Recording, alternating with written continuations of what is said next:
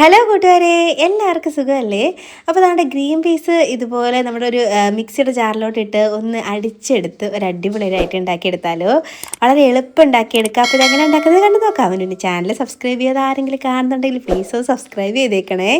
അപ്പോൾ ഇത് ഉണ്ടാക്കിയെടുക്കാൻ വേണ്ടി ഞാനിവിടെ കുറച്ച് ഗ്രീൻ പീസ് ഒന്ന് തലേന്ന് രാത്രി തന്നെ വെള്ളത്തിലിട്ട് ഒന്ന് കുതിർത്തെടുത്തതാണ് കേട്ടോ. അപ്പോൾ ഫ്രോസൺ ഗ്രീൻ പീസ് ആണെങ്കിൽ ഇങ്ങനെ കുതിർത്തെടുക്കേണ്ട ആവശ്യമൊന്നുമില്ല. അപ്പോൾ നമുക്കിതൊരു മിക്സിയുടെ ജാറിലോട്ടൊന്ന് ഇട്ട് കൊടുക്കാം. അപ്പോൾ ഞാനിവിടെ വളരെ കുറച്ച് മാത്രമേ മിക്സിയുടെ ജാറിലോട്ട് ഇട്ട് കൊടുക്കുന്നുള്ളൂ. ബാക്കി ഞാൻ മാറ്റി വെക്കുന്നുണ്ട് കേട്ടോ. അപ്പോൾ ഇത് നമുക്കിനി ഒന്ന് ക്രഷാക്കി കൊണ്ടുവരാം. ഒരു പൾസ് മോഡിലിട്ട് 2-3 വട്ടം ഒന്ന് കറക്കിയെടുത്താൽ മതി. അതാണ്ട് ഇതുപോലെ ക്രഷാക്കി എടുക്കണം കേട്ടോ. ഇതുപോലെയാണ്. ഇനി നമുക്കിത് മാറ്റി വയ്ക്കാം. അപ്പോൾ ഞാനിത് കുക്കറിലാണ് കേട്ടോ ഉണ്ടാക്കിയെടുക്കുന്നത്. അപ്പോൾ ഒരു കുക്കർ ഒന്ന് അടുപ്പത്തേക്ക് വെക്കുന്നുണ്ട്. അതിലേക്ക് വളരെ കുറച്ച് മാത്രം വെളിച്ചെണ്ണ ചേർത്ത് കൊടുക്കാം. വെളിച്ചെണ്ണ ഒന്ന് ചൂടായി വരുമ്പോഴേക്ക് ഒരു സവാള ഒന്ന് കുനുകുനാന്ന് അരിഞ്ഞെടുത്തതാണ്. ഞാൻ ചോപ്പറിൽ വെച്ചൊന്ന് അരിഞ്ഞെടുത്തതാണ് കേട്ടോ. അപ്പോൾ അത് ഇതിലേക്ക് ചേർത്ത് കൊടുക്കുന്നുണ്ട്. ഇനി ഇതിലേക്ക് കുറച്ച് വെളുത്തുള്ളി അല്ലി, അതായത് ഒരു 3-4 വെളുത്തുള്ളി അല്ലി എടുത്ത് ഒന്ന് അരിഞ്ഞെടുത്തതാണ്. അപ്പോൾ അതും കൂടെ അങ്ങോട്ട് ഇട്ട് കൊടുക്കാം.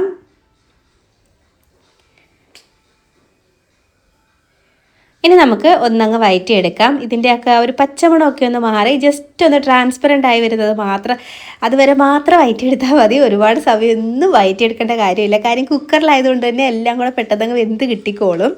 അപ്പോൾ ജസ്റ്റ് ഒന്ന് വഴറ്റിയെടുത്തിട്ടുണ്ട്. അതൊന്ന് ട്രാൻസ്പെറൻ്റ് ആയിട്ട് വന്നിട്ടുണ്ട്. കണ്ടോ, ഈ ഒരു പരുവം വരെ മാത്രം വഴറ്റിയെടുത്താൽ മതി. അപ്പോൾ ഇനി നമുക്കിതിലേക്ക് തക്കാളി ചേർത്ത് കൊടുക്കണം. തക്കാളി ഞാൻ ഒന്ന് ചോപ്പറിലൊന്ന് ചോപ്പ് ചെയ്ത് എടുത്തതാണ് കേട്ടോ. അപ്പോൾ കുനുകുനാന്ന് ഒന്ന് അരിഞ്ഞ് ചേർത്താൽ മതി. അല്ലെങ്കിൽ അപ്പോൾ ഈ ഒരു റെസിപ്പിക്ക് നമ്മൾ ചേർക്കുന്ന എല്ലാം കുറച്ചൊന്ന് ചെറുതാക്കി അരിഞ്ഞെടുക്കാൻ ശ്രദ്ധിക്കണേ. ഇനി നമുക്ക് ആ തക്കാളീൻ്റെ ആ ഒരു പച്ചമണം മാറുന്നത് വരെ നല്ലപോലെ ഒന്ന് വഴറ്റിയെടുക്കാം.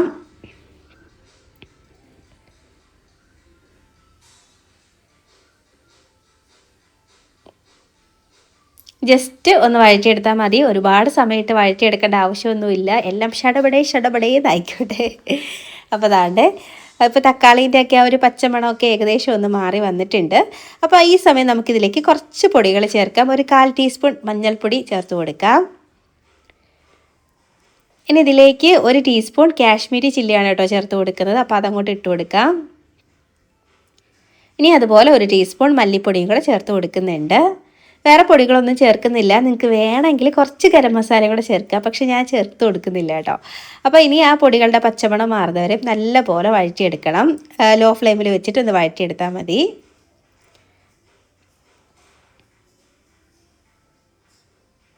അപ്പോൾ അതാണ്ട് ആ പൊടികളുടെയൊക്കെ പച്ചമണമൊക്കെ ഏകദേശം ഒന്ന് മാറി ആ എണ്ണയൊക്കെ ചെറുതായിട്ടൊന്ന് തെളിഞ്ഞ് വരുന്നുണ്ട് കേട്ടോ. അപ്പോൾ ഈ ഒരു സമയം വരെയാണ് ഒന്ന് വഴറ്റിയെടുക്കേണ്ടത്. ഇനി നമുക്കിതിലേക്ക് നമ്മളിവിടെ അടിച്ച് വെച്ചേക്കുന്ന നമ്മുടെ ആ ഒരു ഗ്രീൻ പീസ് ഉണ്ടല്ലോ, അത് ഇതിലേക്ക് ചേർത്ത് കൊടുക്കാം. ആ മിക്സിയുടെ ജാറിലൊക്കെ പറ്റി പിടിച്ചിരിക്കുന്ന എല്ലാം അങ്ങോട്ട് ഇട്ട് കൊടുത്തോളൂ കേട്ടോ. ഇനി നമുക്ക് നമ്മളല്ലാതെ കുറച്ച് ഗ്രീൻ പീസ് മാറ്റി വെച്ചില്ലായിരുന്നോ, അപ്പോൾ അതും കൂടെ അങ്ങോട്ട് ചേർത്ത് കൊടുക്കാം. ഇനി എല്ലാം കൂടെ ഒന്നങ്ങ് മിക്സാക്കി എടുക്കുന്നുണ്ട് ഞാൻ.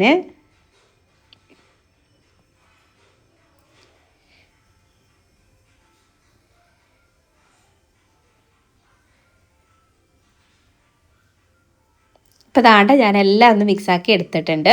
അപ്പോൾ ഇനി ഈ ഗ്രീൻ പീസൊക്കെ ഒന്ന് വെന്ത് കിട്ടാൻ വേണ്ടിയിട്ട് കുറച്ച് വെള്ളം ഇതിലേക്ക് ചേർത്ത് കൊടുക്കണം. അപ്പോൾ ആവശ്യത്തിനുള്ള വെള്ളവും കൂടെ ഈ ഒരു സമയം നമുക്ക് ചേർത്ത് കൊടുക്കാം.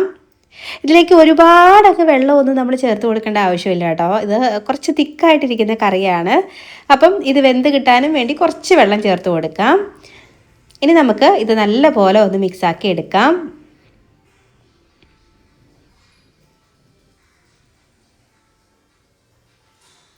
ഇനി നമുക്ക് ആവശ്യത്തിനുള്ള ഉപ്പും കൂടെ ഈ ഒരു സമയം ചേർത്ത് കൊടുക്കാം.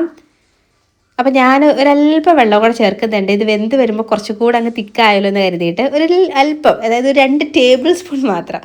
ഇനി നമുക്ക് ഉപ്പ് ചേർത്ത് കൊടുക്കാം. അപ്പോൾ ആവശ്യത്തിനുള്ള ഉപ്പ് ഇപ്പോൾ അങ്ങോട്ട് ഇട്ട് കൊടുക്കുന്നുണ്ട്. ഇനി ഇതിലേക്ക് നമുക്ക് കുറച്ച് മല്ലിയിലയും കൂടെ ചേർക്കാം. മല്ലിയിലയോ കറിവേപ്പിലയോ ഒക്കെ ചേർത്ത് കൊടുക്കാം, നിങ്ങളുടെ ഇഷ്ടത്തിന് ചേർത്തോളൂ കേട്ടോ. അപ്പോൾ ഞാൻ കുറച്ച് മല്ലിയിലയാണ് ചേർത്ത് കൊടുക്കുന്നത്. അതൊന്ന് ചെറുതായിട്ട് അരിഞ്ഞ് ചേർക്കാം, അല്ലെങ്കിൽ ഇതുപോലെ ഒന്ന് ചേർത്ത് കൊടുക്കാം. ഇനി നമുക്ക് ജസ്റ്റ് ഒന്നും കൂടെ അങ്ങ് മിക്സാക്കി കൊടുക്കാം.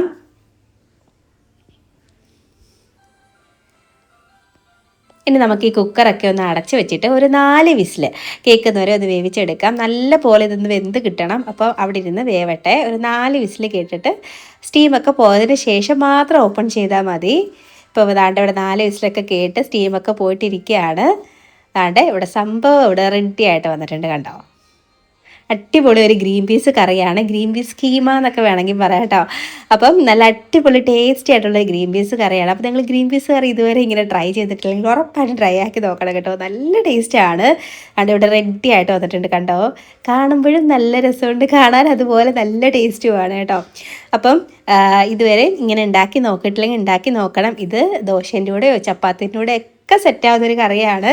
ഞാനിന്ന് ദോശേൻ്റെ കൂടെയാണ് കേട്ടോ ഉണ്ടാക്കിയിരിക്കുന്നത്. ദോശയിലോട്ട് ഇത് നല്ലപോലെ അങ്ങോട്ട് ഒഴിച്ചിട്ട് ഇങ്ങനെ ഒന്ന് കഴിക്കണം. നല്ല ടേസ്റ്റാണ്. അപ്പോൾ ഉണ്ടാക്കി നോക്കണം. എന്നിട്ട് അഭിപ്രായം പറയാൻ മറക്കരുത്. അതുപോലെ വീഡിയോ ഇഷ്ടമാവുകയാണെങ്കിൽ ലൈക്ക് ചെയ്യാനും മറക്കല്ലേ. അപ്പോൾ നമുക്ക് ഇനിയൊരു റെസിപ്പിയുമായിട്ട് വീണ്ടും കാണാടോ. അതുവരേക്കും ബൈ. Thanks for watching.